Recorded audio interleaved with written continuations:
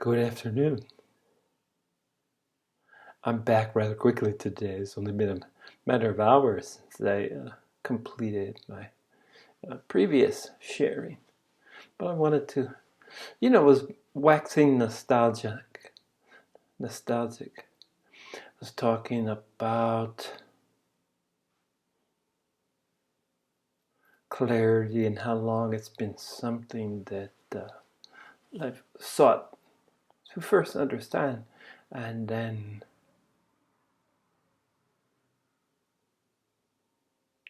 understand even more. But I always wanted this element of clarity in my life. But it made me even be this nostalgia. Maybe even go back to even being younger. And I grew up on a swim team. I was in the AAU, Amateur Athletic Union. At the youngest age I could, 5 or 6. But I remember swimming, and it helped me and develop this really rich imaginary life. Because swimming is, as you know, it can be monotonous.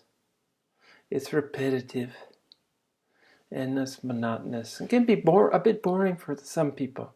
Although I've never been bored by repetition.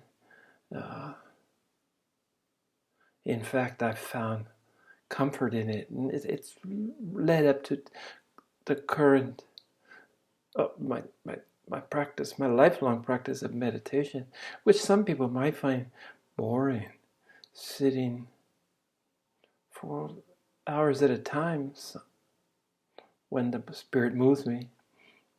But anyway, developing this rich interior life, rich imagination, and being in the water was always like a fantasy castle or some underground grotto or some mythical, not mythical beast. The other side of the mythos is kingdoms, lands of enchantment. But anyway, it really went hand in hand, probably was honed by my instinct to not attract attention to myself. I always tried to function as if I was invisible. In fact, being invisible was a reoccurring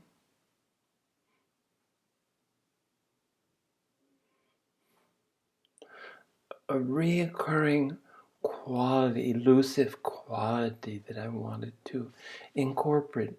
I wanted to be invisible. And it was prompted, I think, by the instinct of not attracting attention to myself, because I realized from a really young age that I was different. And differences, people that are different, have never been very well handled in the society that I grew up with. It's not a coveted. Everybody wanted to be the same. So to want to be, not only want to be different, but to actually be different than others around you, led to this longing for the ability to become invisible. So I think this was first, and then the repetitive swimming, the being in the water, being immersed, being surrounded, being engulfed in water, and exercise and repetitive butterfly, backstroke. My breaststroke was my weakest stroke, but the invisible kingdom, imaginary. So invisibility and imagination went hand in hand. And then as I got older and I got a little bit interested in astrology, I discovered, I probably knew that right along, that it was a fish, two fish, Pisces. Two fish, a good fish and a bad fish. And I also discovered this in my nature, that, but protection, how do fish protect themselves? Well, sharks, it's obvious. But I knew I'm barracuda, and I knew early on that I wasn't a shark or a barracuda. I didn't have the temperament, even for survival, to become a killer, even if it meant my survival. So I wasn't a barracuda, wasn't a shark. So what's the other ways? Well, one way is being safe in a school. It's hard to pick out an individual fish when you're in a school of thousands of fish. But I was never, that didn't work for me because I was always towards more of a loner. I wanted to be left to my own devices.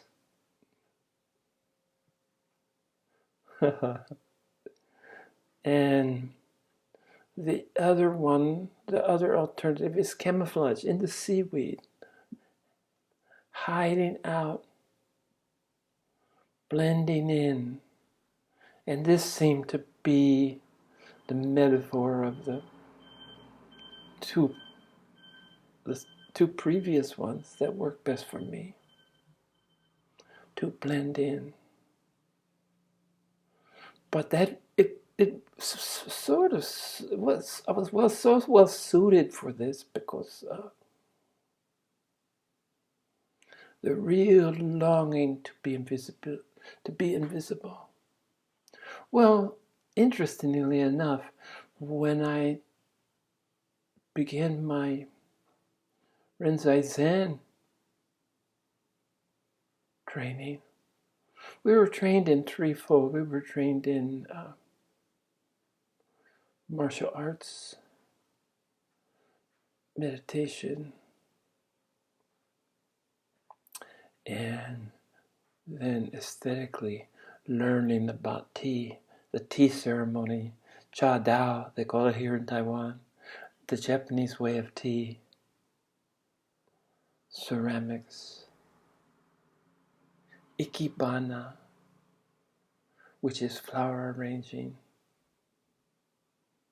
We delve in these because the samurai with the tradition of Rinzai Zen came from was truly a renaissance man. To be well versed had to be balanced, not just the fighter that we all know, not just carrying and wielding the sword. There's much more to it. Bushido code, the code of conduct. Anyway, interestingly enough, when I was given martial arts, mine was walking endlessly up and down across the dojo on a white line painted the length of the exercise mat, and one foot carefully in front of the other. And I practiced this for 2 years, and it took a long time for me to understand, to bring mindfulness to, before I was just, but then I started bringing mindfulness without it, and the Roshi would watch me sometimes but never comment. And then one day, almost 3 years into this walking,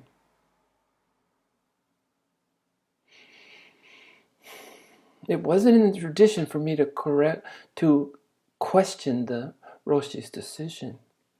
He decided, and he told me, and I was watching kendo, hitting with sticks, and I was watching judo and kyushu, the archery, kind of longingly. Bear was walking. And one day he sat down with me, said, come on outside, let's sit down. We shared a cup of tea. We participated in the Cha Dao, the way of tea, master to disciple, sort of very formal, as Japanese tradition wants to be, leans more to the formal. Where I find Chinese culture to be more relaxed, Cha Dao is more of a social than a specific traditional discipline, organized activity.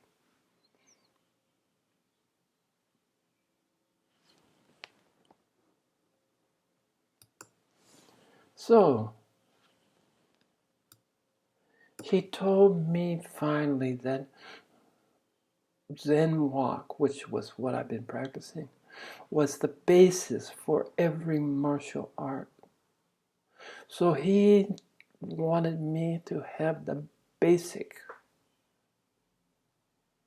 And from there I could branch out wherever I wanted. But he intuited, he sensed that I needed the basic, the foundation.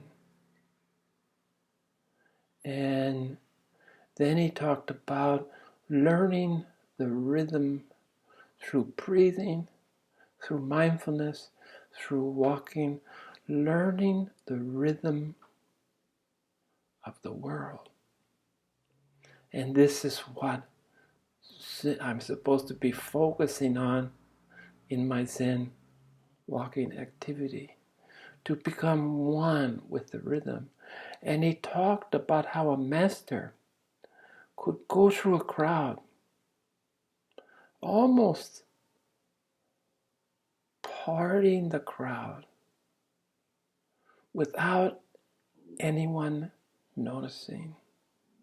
He walked through a crowd unobstructed, without hesitation, without slowing down, methodical. And this was made possible because he was in the rhythm of life. And when you're in the rhythm, it's only when you stand out from the rhythm of life, when you're not in sync, that you're noticed. But when you're totally in sync with the rhythm, you could walk through a crowd unnoticed. Invisible! Invisible! So unbeknownst to me, I had been practicing invisibility in a deeper sense than my imagination of longing to be invisible. I was learning the possibilities of becoming invisible, of not standing out, of not attracting attention. Okay, so this is something that I value, and it came, interestingly enough, how life is, right? From a child, not childish, I never felt it was childish, but from a child's fantasy to a middle-aged man's reality. Pretty awesome. And another constant that goes with the camouflaging, the fish camouflaging, not standing out, is that I was quite good at hiding. And when I say hiding, I'm talking about not hide and seek, another shellscape. I'm talking about keeping my own counsel, hiding my thoughts, hiding my feelings, my opinions, my judgments, my valuations, whatever it be. hiding it from others, keeping it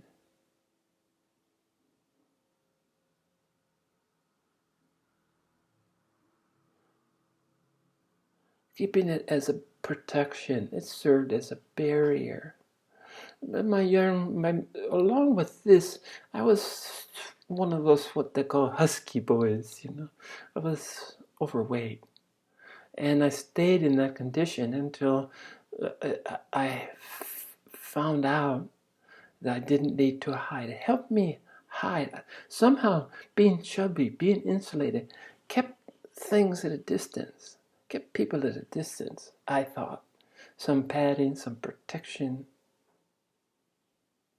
But I carried this extra weight until I no longer needed to carry it. And then it just fell away. But again, the chubby kid, he can hide. He's either a clown or he's just, there he is, the chubby boy. He wasn't fat, but it was husky. Anyway, just recently, in the throes of all this nostalgia, I came across this beautiful, I'm going to read it to you. You have to bear with me because I'm glancing down on the screen where I had it. It's called The Virtues of Hiding by a man named David White. And I'll come in closer. So, hiding is a way of staying alive. Hiding is a way of holding ourselves until we are ready to come into the light. Even hiding the truth from ourselves can be a way to come to what we need in our own necessary time. Hiding is one of the brilliant and virtuoso practices of almost every part of the natural world. The protective quiet of an icy northern landscape, the held bud of a future summer rose, the snowbound internal pulse of a hibernating bear.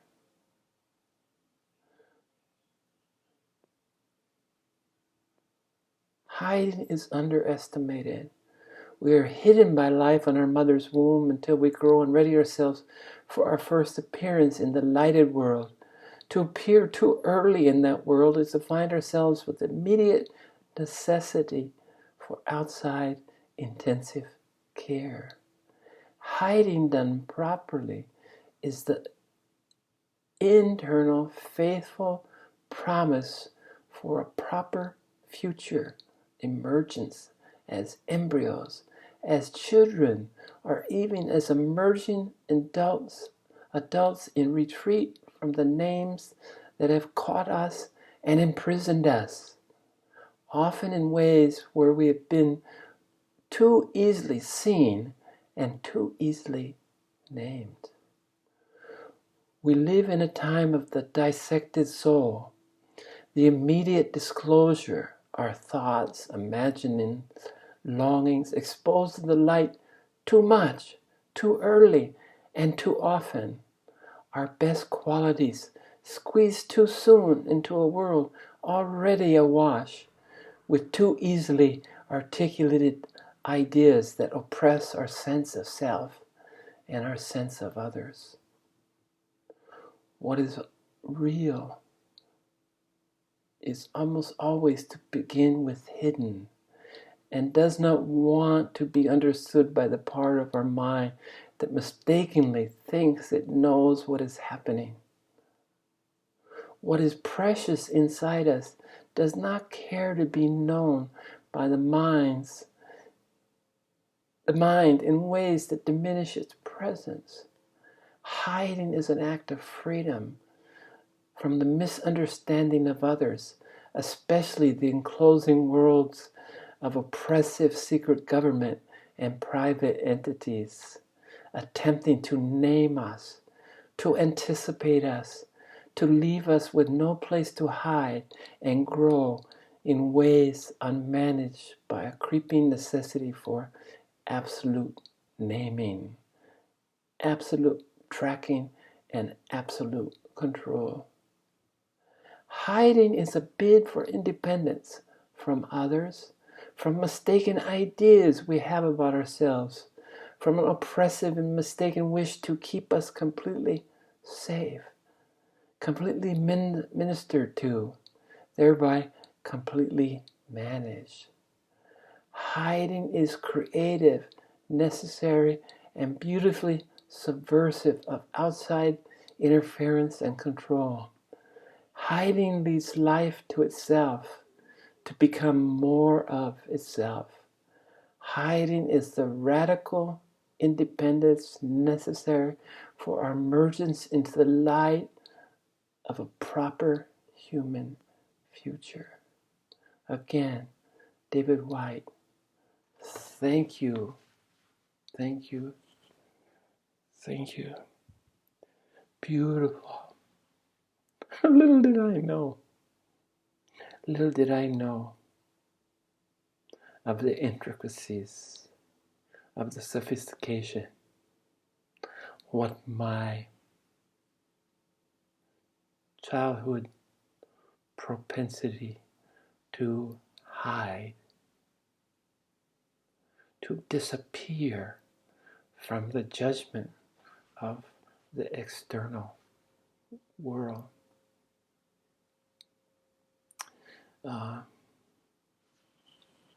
Beautifully said, and it was worth sharing. I just moved it down so it wouldn't detract.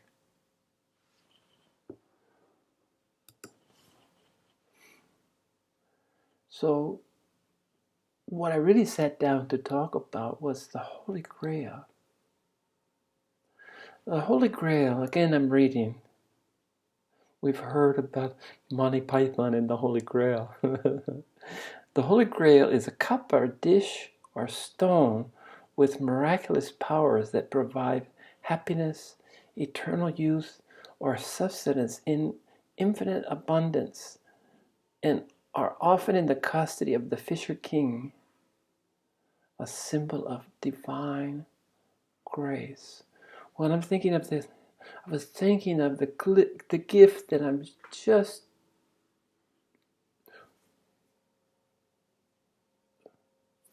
enveloping, relishing, the gift of clarity, the journey from the journey towards clarity, the journey, the transition to the transformation. I'm different in the last 2 days than I had been previously. But the ironic, and now you don't go back. You don't go back after abiding, awakening, permanent awakening. Every transformation is part of the continual and continuing journey, the never-ending journey. So this, I have always held it as my Holy Grail. My Holy Grail had been to be in a state of clarity. And I had to go through so much, and only to end up that somehow, when I discovered that clarity, what clarity meant was being sure of your purpose, being committed, being firm in your recognition of your purpose in this life. What's this incarnation? What's it all about, Alfie? And this kind of promptings. Early on, I knew that my purpose was to awaken. And I saw beyond awakening. This is when I understood that you just don't awaken. You enter into a state of awakening. You awaken to the level that you can remember what you've forgotten, that you're not separate, that the world's not divided, that the non-dualists were onto something. The oneness, the wholeness. So I recognize my purpose very, very, very early. Before I could articulate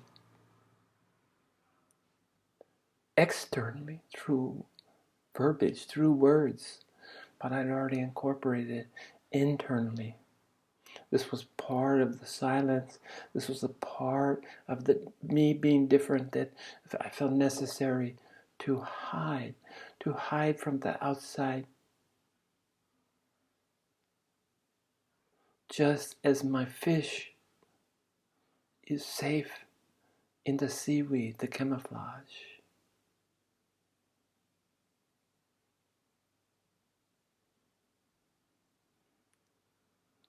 So it's interesting how one thing leads to another, and as I've said previously, I'm documenting these changes so that I can sit and watch again, and I do watch. And it's ironic because as early as I can remember, whenever I was recorded something, my voice, I didn't like my voice.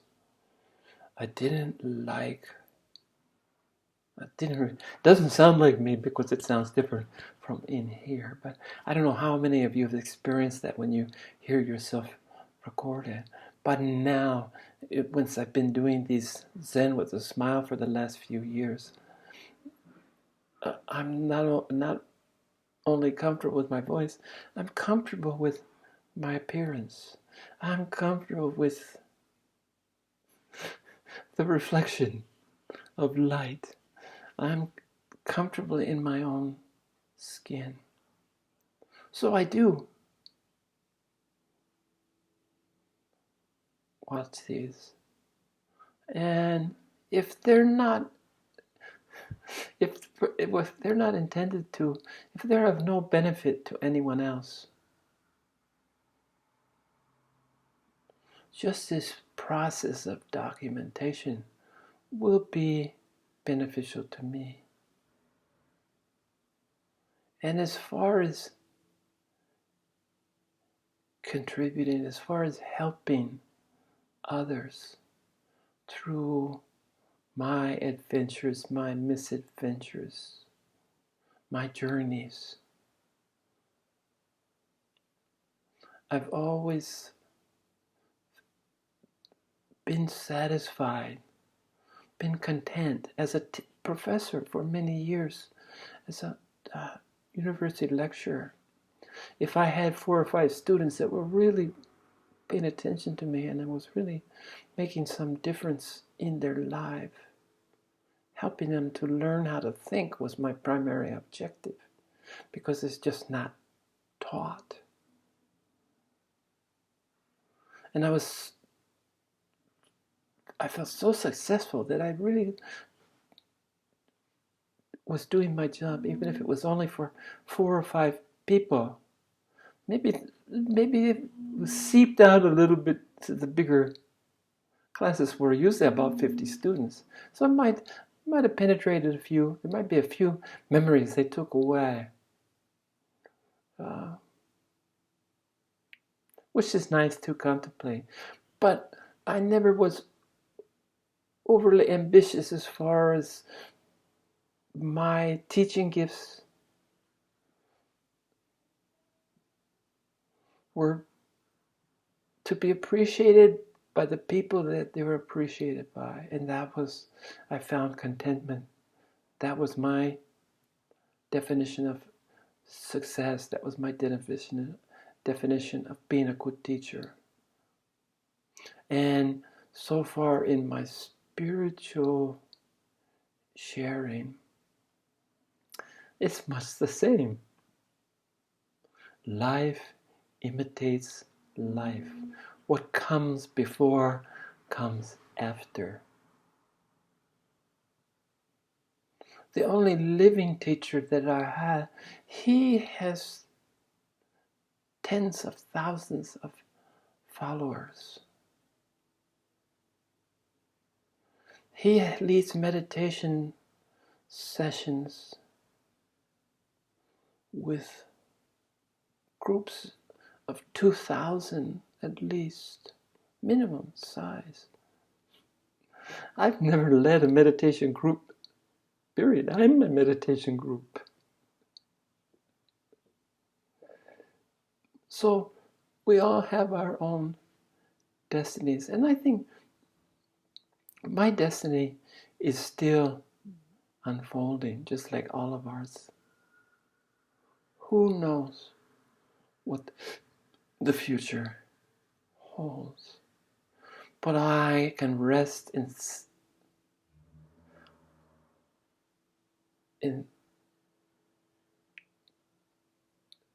a peaceful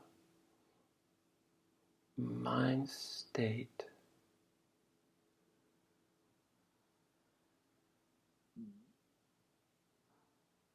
I'm doing, I'm fulfilling, I'm living, I am my purpose.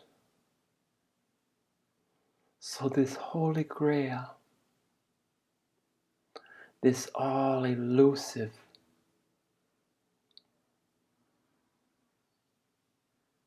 clarity was always with me. I just had to grow to understand. I had just had to grow to be capable, to be prepared, to be transformed from this understanding. And it's really beautiful because if I would have known earlier on, I wouldn't have had this Holy Grail. You know, I love the idea of quest. The quest to find purpose.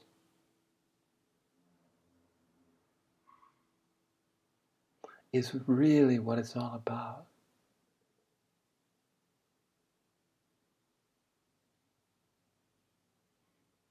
So if I didn't have this, if I would have had an immediate understanding of clarity as far as I'm using this word, as far as it relates to me, if I would have had an early understanding that I've been gifted with a sense of purpose, I came here with a purpose. The purpose of to reunite, to unify,